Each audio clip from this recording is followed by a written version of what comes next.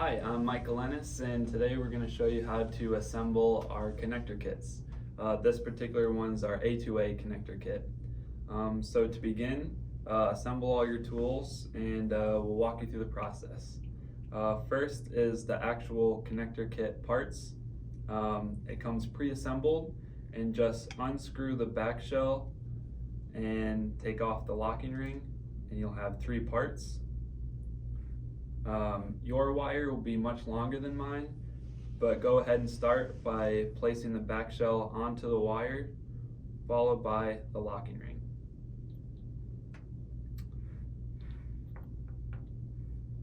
Alright, next we're going to make some measurement marks. So take your digital calipers and measure 0.3 inches.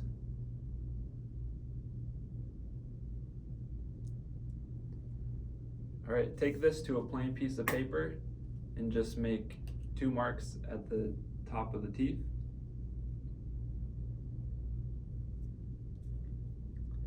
Next, we're going to go to 0.2 inches on our digital calipers.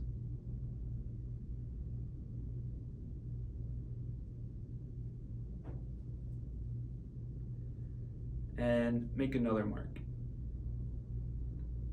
These will be used for reference when we're cutting the wires.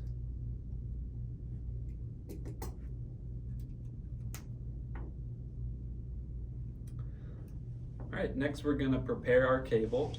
So take a knife and bring your cable over to your 0.3 measurement cable and make a score from the end of the cable inward.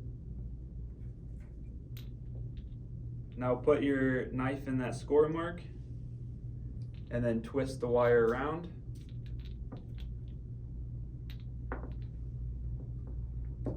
And now you can bend and break, maybe even cut it more.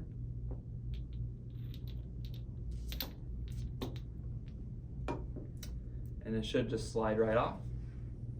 And now we have the inside filler and foil shield. We can just break that off, slide it off, take some clippers, trim off this yellow filler,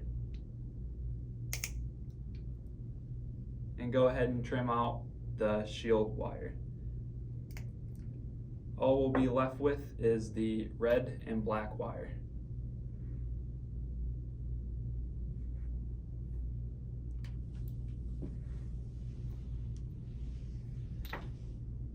We can go and come over to our mark and double check our length. If it's a little too long, go ahead and just trim right at that 0.3 mark. Next, we're going to strip these red and black conductor wire. Take that over to the 0.2 inch mark.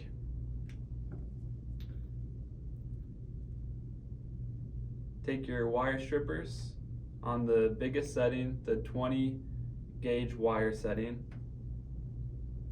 Strip off part of the jacket, bring it over and make sure it's 0.2 inches, and do the same with the black.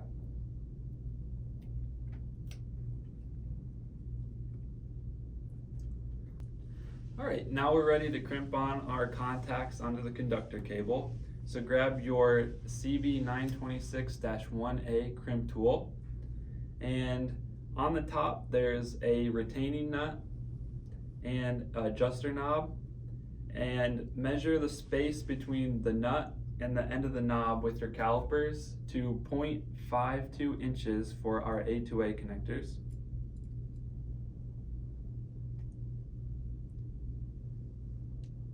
Alright, this is all set.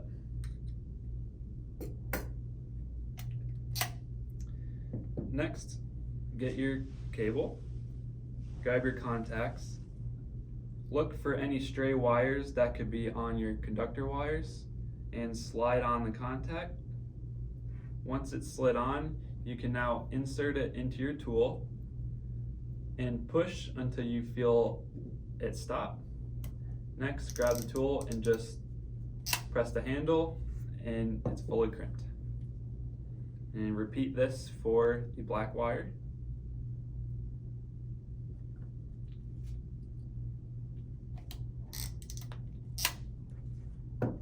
Okay. At this point, make sure that there are no stray wires, because this can affect the performance of your cable. If there are, take some cutters and just snip them off so that the red and black wire don't short with each other. Okay, now we're ready to assemble the connector. So take a small vise and place the connector into the vise with this keyway facing away from you. You'll also notice that we have marked A and B sockets in the connector. The red wire will go into the A socket and the black wire will go into the B socket. So once they're lined up, gently insert them, and then you can take a screwdriver and push them into place. Don't be shy with this part. Don't be afraid to pound it and make sure they're in there nice and tight.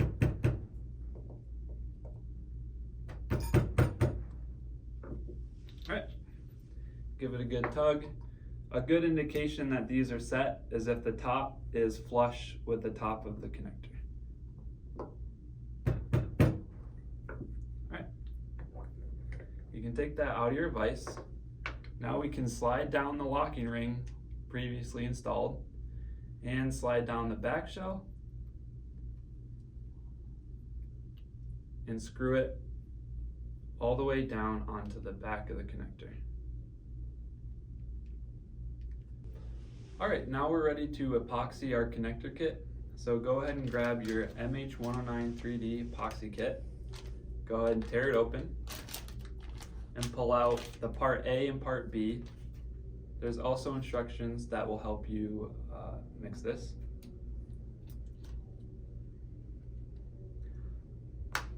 Also, we have our syringe. Okay, now that you have your epoxy open, go ahead and set it to the side. Take your syringe, take the stopper out, go ahead and twist your needle on. All right, now we're ready to pour epoxy. Now take your part A and part B, slide out the blue insert,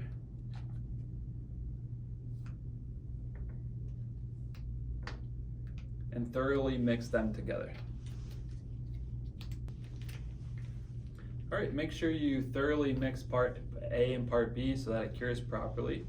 Once you have it all mixed, go ahead and cut off a little tip of the top.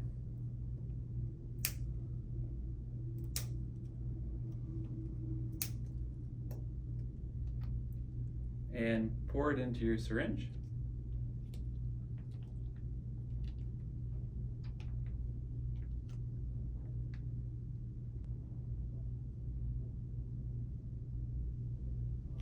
Always be sure to have some paper towels around so you can clean up any mess. If this epoxy gets on your clothes, it's not coming out, so just be mindful of that.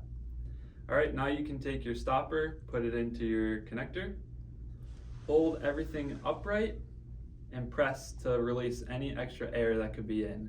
Once you start seeing epoxy come out your syringe, you're ready to fill.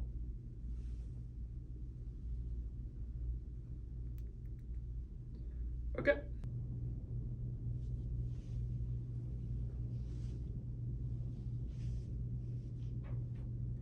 All right, once you see it come out the other side, you can stop. If there's any extra epoxy, go ahead and take a towel and wipe it off. Now, on a separate piece of paper, go ahead and dispense some epoxy in a little puddle.